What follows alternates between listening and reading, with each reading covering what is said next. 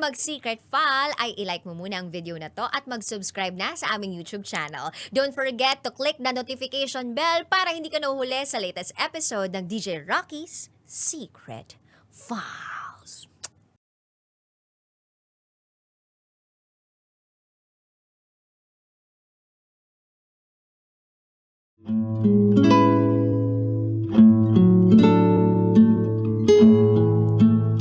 And now, it's time for DJ Rocky's Secret Files.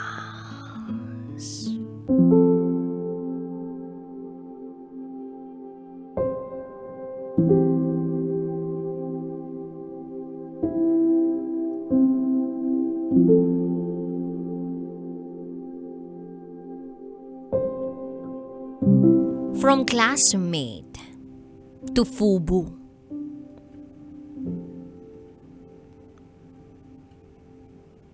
Hi, DJ Rocky.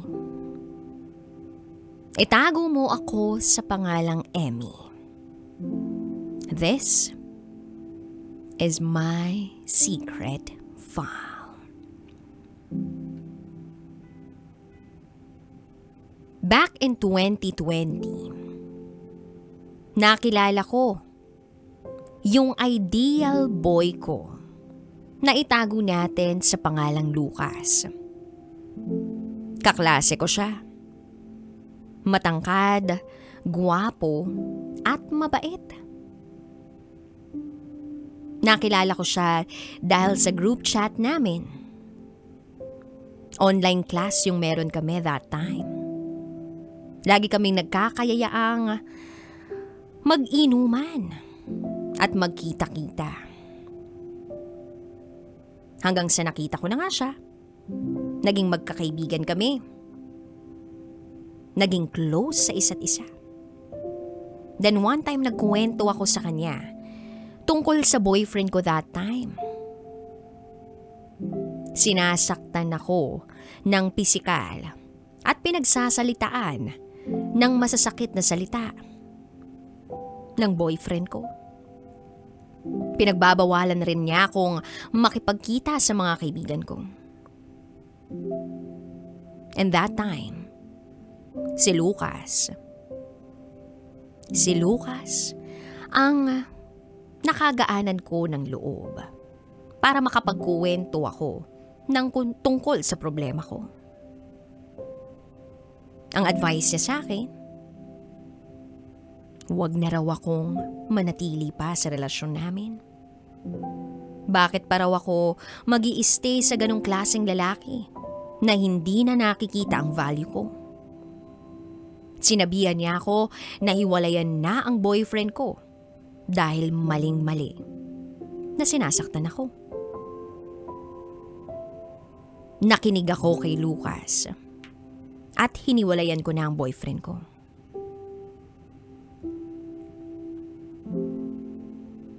Then one day, nagulat na lang ako dahil nag-open up sa akin si Lucas na meron pala siyang nililigawan. Halos 1 taon na.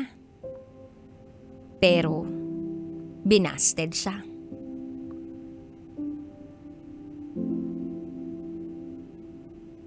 Hindi ko alam kung anong mararamdaman ko that time. Basta naging kaibigan ako sa kanya na nakinig sa kwento niya. Then one day, na-realize ko na consistent si Lucas sa pag-good morning at pag-update sa akin. Nakita niya yung Facebook ko. Nandoon ang picture namin ng ex ko. Naka-feature. Sabi niya, "Sus, hindi pa pala kayo hiwalay. Naka-save pa rin yung picture niyo together sa Facebook mo." Nagtaka ako. Sabi ko, "Ha?" Pagtingin ko sa Facebook, ay oo nga. Naka-save pa rin ang picture namin ng ex ko. Kaya tinanggal ko. Kasi pakiramdam ko, iiwasan na ako ni Lucas. Umabot na ng ilang linggo ang pag-uusap namin ni Lucas. Pero wala pa ring movement. Iniisip ko nga kung bakit wala pa rin kami sa stage na ligawan. Mukha naman kami nagkakamabutihan. Ayoko naman siyang tanungin kung anong balak niya. Then one day nagyaya siya na bumisita sa bahay namin. Akala ko nung time na yun manghihingi na siya ng permisyon sa aking mga magulang. Naliligawan ako pero mali pala ang akala ko. Pero pagdating niya sa bahay, nagpakilala lang siya sa mga magulang ko. Bilang kaibigan ko. Parang best friend yung datingan. Then dumiretso kami sa kwarto ko. Yun pala ang gusto niyang mangyari. Hindi ko alam kung anong magiging reaksyon ko nung oras na yun, kung matutuwa ba ako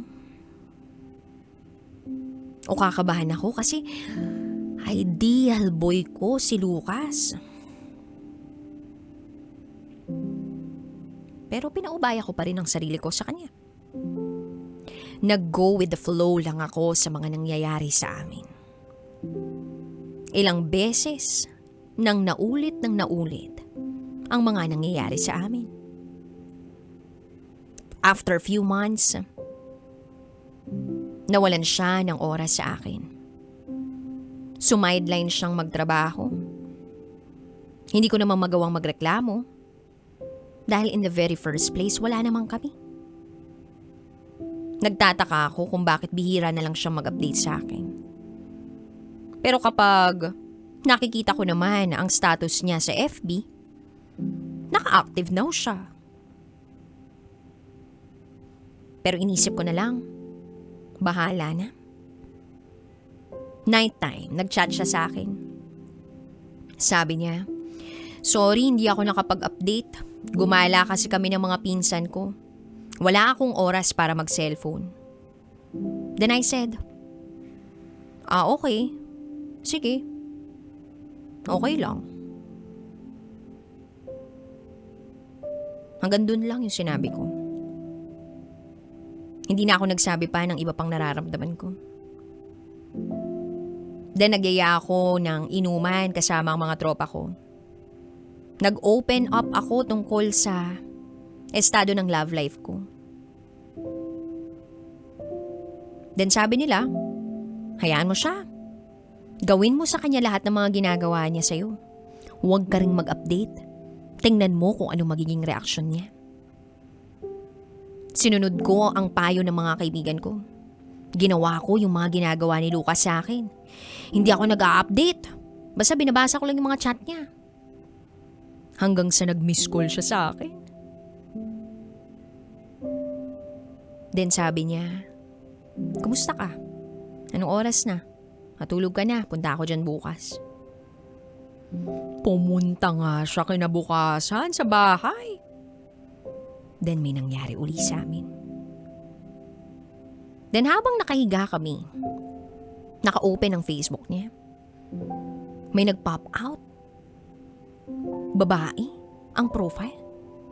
At ang sabi, asan ka, inom tayo? Kilala ko yung babae na yun. Alam ko na yun yung dating naging ka-MU niya. Hindi ko alam kung anong mararamdaman ko that time. Hindi ko siya pinansin, tinalikuran ko siya habang nakahiga kami. Sinuyo-suyo niya ako. At ang sabi niya lang sa akin, magkaibigan na lang kami noon, ano ka ba? Kahit basahin mo pa yung chat namin. Sabi ko, sige, akin na, patingin ang conversation niyo. Biglang bawi siya. Na wag na raw. Baka raw, ano pa ang sabihin ko doon sa babae? Litong-lito na ako. Hindi ko na alam kung anong iisipin ko o gagawin ko ng oras na yun. Kasi pakiramdam ko, mahal na mahal ko na si Lucas. Then habang nasa kwarto kami, Minessage ko yung mga tropa ko na tropa niya rin. Niyaya ako na mag-inom sa bahay. Makalipas ang isang oras, pumunta na yung mga kaibigan namin. Pero hindi ko magawa na magsabi sa kanila tungkol sa mga nangyayari sa amin. Sa mga nakita ko, hinayaan ko lang ang lahat. Hanggang sa umuwi na nga si Lucas sa bahay nila. Pero kaming magtotropa nagiinom pa rin.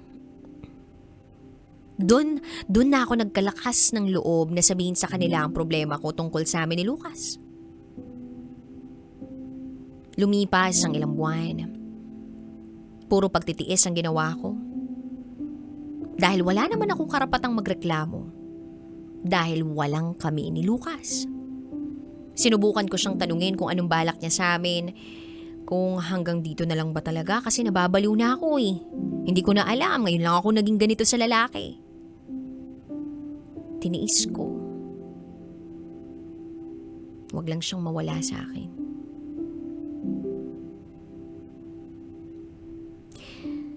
Dahil hindi na naman siya masyadong nagchat-chat. Iniisip ko na baka busy lang siya. Malapit na ang karawan niya. Kinabukasan birthday na niya. Bumili ako ng mamahaling damit para maipanregalo sa kanya. Pagsapit ng 12:00 ng madaling araw, binati ko siya pero hindi na siya nagre-reply sa akin. Iniisip ko na baka busy mag-asikaso ng handa niya. Then iyaya ko na lang yung best friend ko na mag-club para i-celebrate yung salubong ng birthday niya. Bumili ako ng cake at ako lahat ang sumagot sa alak namin nung nag-bar kami. Pagdating ng kinahupunan, wala pa ring chat si Lucas sa akin. Nakapag-post pa nga siya. Naka-active no pa. Nababaliw na ako kaiisip. Balak ko nang puntahan siya sa bahay nila kasama yung isang kaklase namin na best friend ko. Nakisuyo ako na kung pwede samahan ako saglit kila Lucas. Kasi gusto ko nga siyang sorpresahin. Tuwang-tuwa ako noon. But at the same time kinakabahan, hindi ko alam kung bakit. Then nalaman ko sa best friend ko na niyaya pala siya ni Lucas sa pumunta sa bahay nila samantalang ako, hindi man lang chinachat o niyayang pumunta sa kanila. Pero ang nasa isip ko noon, bahala na basta itutuloy ko ang plano kong pagsurpresa kay Lucas sa birthday niya. Nagkita kami ng kaibigan ko sa sakayan ng jeep papunta kila Lucas. Hindi ko alam kung bakit siya naiiyak at pinagpapawisan. Sabi niya bigla, "Amy, hindi ko alam kung paano ko sasabihin sa'yo. Nabigla rin ako sa nalaman ko na yung dati niyang ka-MU pupunta raw sa kanila. Hindi ko alam kung anong dapat kong maging reaksyon." Sabi ko, sige, hayaan na lang natin pero tuloy na pa rin tayo. Tumuloy kami sa biyahe.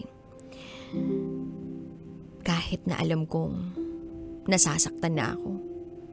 Tanga na akong tanga, DJ Rocky. Mahal na mahal ko na yung tao.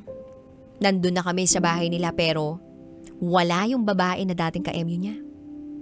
Lasing na kaming lahat at doon na ako naglakas ng loob na tanungin siya sa lahat ng bagay. At ang sagot niya lang sa akin ay, "Tama ka na nga dyan. Isip ka ng isip kung ano binabaliw mo sarili mo." Inaya ko na lang umuwi yung tropa ko. Kinabukasan parang walang nangyari. Etong si Lucas pumunta sa bahay. Gusto na naman na merong mangyari sa amin. Pero hindi na siya katulad nung dati na tumatagal pa sa bahay namin. Wala pang 10 minuto pagkatapos na may nangyari sa amin. Umuwi na siya dahil may dadaanan pa raw siya. Simula nun hindi na siya nag-chat sa akin. Pero ako, nagmakaawa na sabihin sa kanya na, ano ba? Ganito na ba yung setup natin? Tigil na ba tayo sa ganitong setup? Kasi ayoko nang umasa at maghintay. Then, unexpectedly, sinabi niya na sa akin na tama na. Huwag na raw akong umasa na magiging kami pa. Dahil wala na raw i-improve yung situation namin. Ginawa ko naman yung best ko. Lahat ng makakaya ko, pinanghawakan ko kasi yun yung pangako niya sa akin. Hindi ko alam kung bakit. Then few days after, nalaman ko na sila na pala nung dating sinasabi niya na ka-MU niya. Para akong baliw na puro iyak. Hindi ako naglalabas sa kwarto at naririnig na lang ng mga magulang ko yung hagulgol ko. At yun na yata yung pinakabangungot na ayoko nang maranasan pa. Ngayon, masaya na siya. Wala akong karapatang pigilan yung kasiyahan na nararanasan niya ngayon. At kung nakikinig ka man, Lucas, gusto ko pa rin magpasalamat sa iyo. Dahil binigyan mo ko ng isang tao na kahit kailan, hindi ako ipagpapalit. Hindi ako iiwan. Ikukwento na lang kita sa anak natin na parang isang panaginip. Hanggang dito na lang po, DJ Rocky. Muli, ako si Emmy. At ito ang aking secret file.